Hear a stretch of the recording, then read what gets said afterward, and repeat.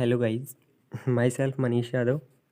I have tell about growth curve यानी कि unit थी growth and nutrition of bacteria. इसके अंदर पहला टॉपिक यानी कि क्लासिफिकेशन ऑफ बैक्टीरिया हो गया था। दूसरा टॉपिक उसके यानी कि ग्रोथ की रिक्वायरमेंट यानी बैक्टीरिया की ग्रोथ की रिक्वायरमेंट के लिए किस किस की ज़रूरत होगी पड़ती थी वो भी हो गया था। अब तीसरा टॉपिक लिखते हैं ग्रोथ कर्व। अब देख लेते हैं बैक्टीरिया का ग्रोथ कर्व। कर्व का मतलब एक ग्राफ टाइप यानी कि बैक्टीरिया की ग्रोथ को एक ग्राफ टाइप के आधार पर डिस्क्राइब किया गया है। देखते हैं ग्रोथ कर्व यानी कि ग्रोथ कर्व होता क्या है। वह यानी जब organism in all culture in ये प्रॉपर था, प्रॉप की जगह ये प्रॉपर था, प्रॉपर फ्लूइड मीडिया यानी कि जो ऑर्गेनिज्म होते हैं वो एक प्रॉपर फ्लूइड यानी क्या होता है। फ्लूइड यानी आप समझ जाते होंगे, फ्लूइड मतलब एक तरल पदार्थ। एक प्रॉपरली जो फ्लूइड के अंदर यानी कि सभी कल्चर के एक प्रॉपरली फ्लूइड के अंदर पाए जाते हैं। There could be increase of bacteria यानी कि यह फ्लूइड क्या काम करता है, इंक्रीज ऑफ बैक्टीरिया, बैक्टीरिया को बढ़ावा देता है विदाउट एनी मल्टीप्लिकेशन यानी कि बिना कोई मल्टीप्लिकेशन, मतलब एक बैक्टीरिया से दो बैक्टीरिया, दो से चार, ऐसा नहीं करता है ये।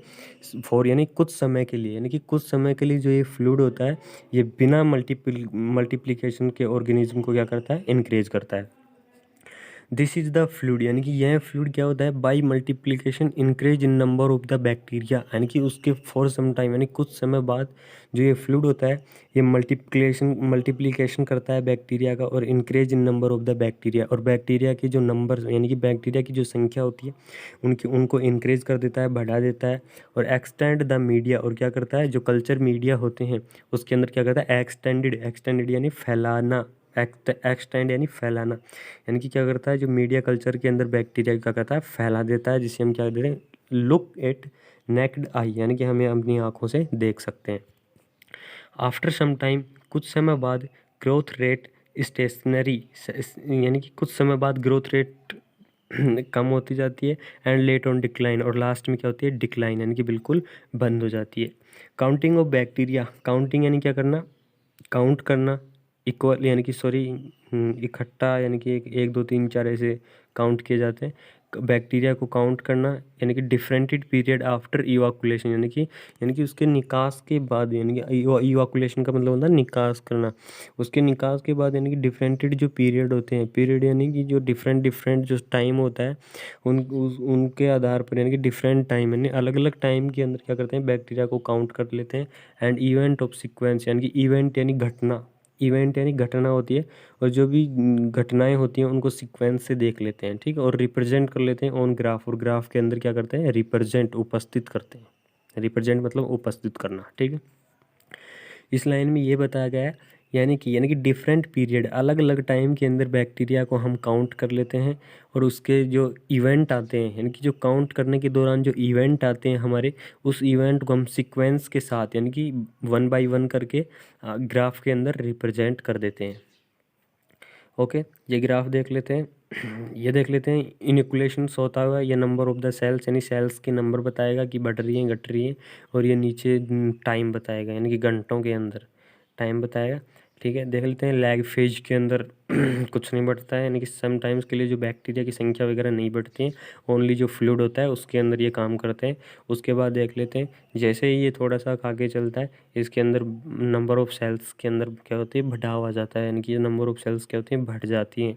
लॉग फेज यानी कि एक्सपोंटेनियस फेज या फिर लॉग फेज, यानी कि लॉग फेज के अंदर क्या होता है, नंबर ऑफ द सेल्स होती है ना बैक्टीरिया की, वो बढ़ जाती हैं। उसके बाद देख लेते हैं यानी कि लॉग फेज की यानी कि लैग फेज के अंदर तो बिल्कुल नहीं बढ़ी, बैक्टीरिया एक था तो एक ही था। लॉग फेज के अंदर देख लेते हैं बैक्टीरिया की संख्या में बढ़ोतरी हो गई। उसके बाद जो स्टेशनरी फेज है उस फेज के अंदर देख लेते हैं बैक्टीरिया की ग्रोथ फिर से वापस कम होने लगी, और आगे चलकर जो डिक्लाइन फेज होती है या डेथ फेज होती है उसके अंदर बैक्टीरिया की ग्रोथ बिल्कुल भी नहीं होती है, यानी कि बैक्टीरिया क्या होते हैं, मर जाते हैं। ये इसका क्या होता है, बैक्टीरिया ग्रोथ कर्व का एक चार्ट होता है।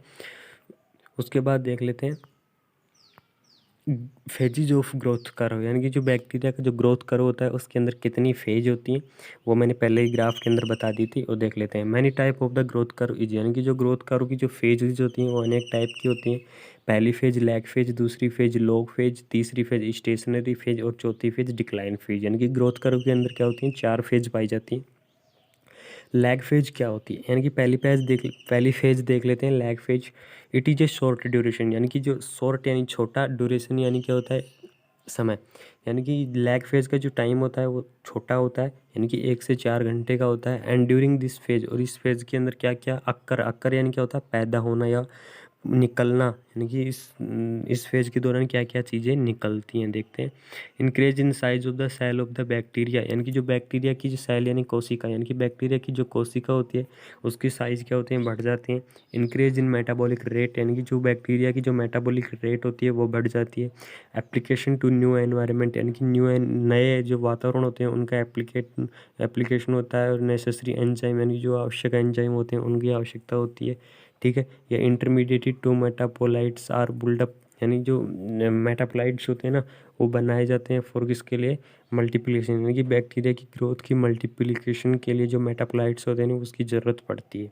उसके बाद देख लेते हैं length of the lag phase depend upon, यानी कि लेंथ यानी कि जो बढ़ावा होता है, यानी कि जो लैग फेज धीरे धीरे आगे बढ़ेगी ना वो किसके ऊपर डिपेंड करेगी, देखना। पहली चीज़ आती है टाइप ऑफ द बैक्टीरिया, यानी कि बैक्टीरिया के प्रकार के आधार पर, यानी कि बैक्टीरिया किस प्रकार का है उसके आधार पर क्या होती है, इसकी जो लेंथ होती है लैग फेज की वो देखा जाता है।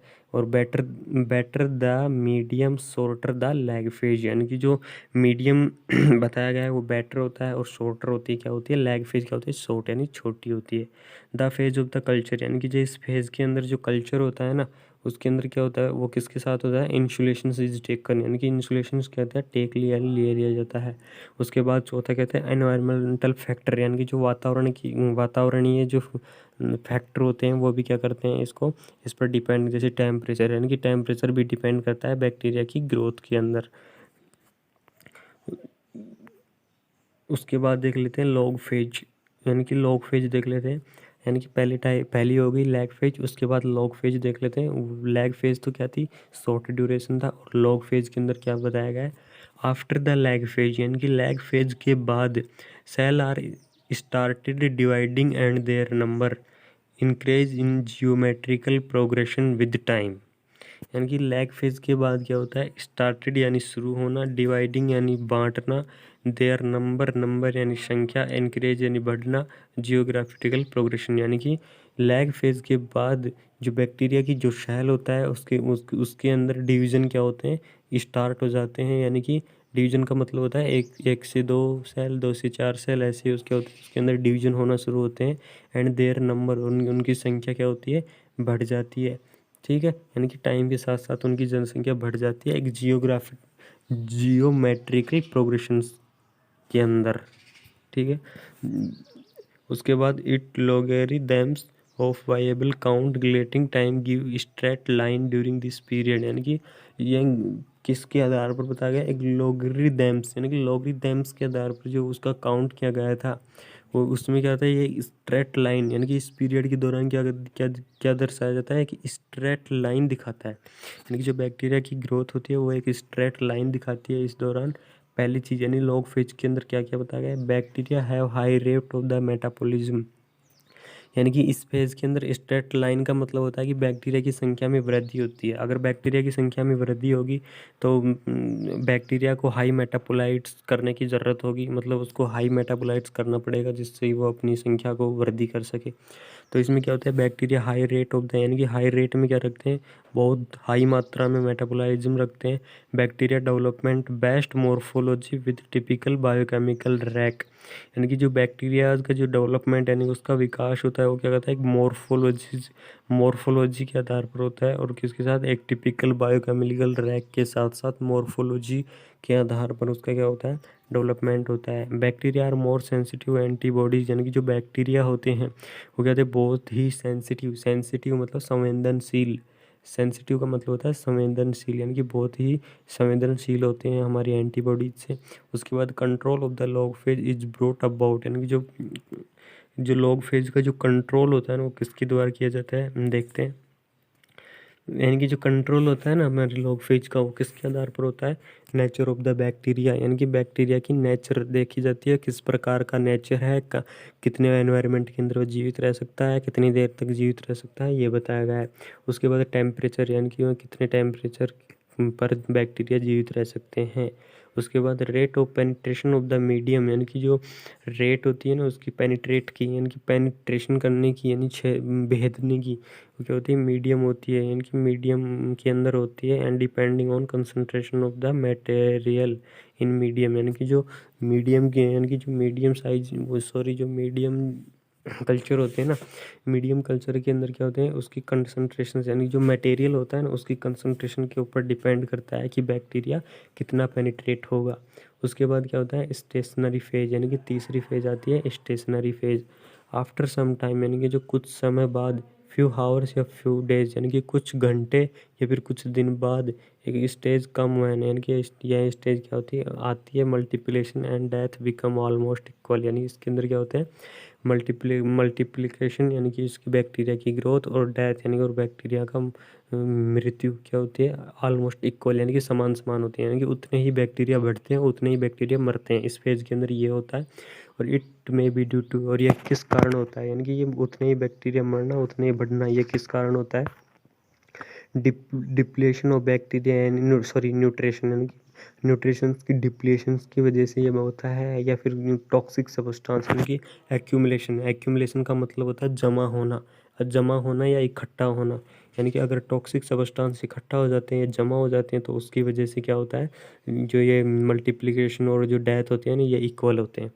उसके बाद नोट, यानी कि एक नोट है छोटा सा, जिसमें क्या होता है, स्पोरुलेशन में अक्कर ड्यूरिंग स्टेशनरी फेज, यानी जो स्पोरुलेशन होते हैं ना वो अक्कर होता है इस फेज, यानी इस फेज के दौरान क्या होता है, स्पोरुलेशन, बैक्टीरिया के अंदर स्पोरुलेशन पाया जाता है।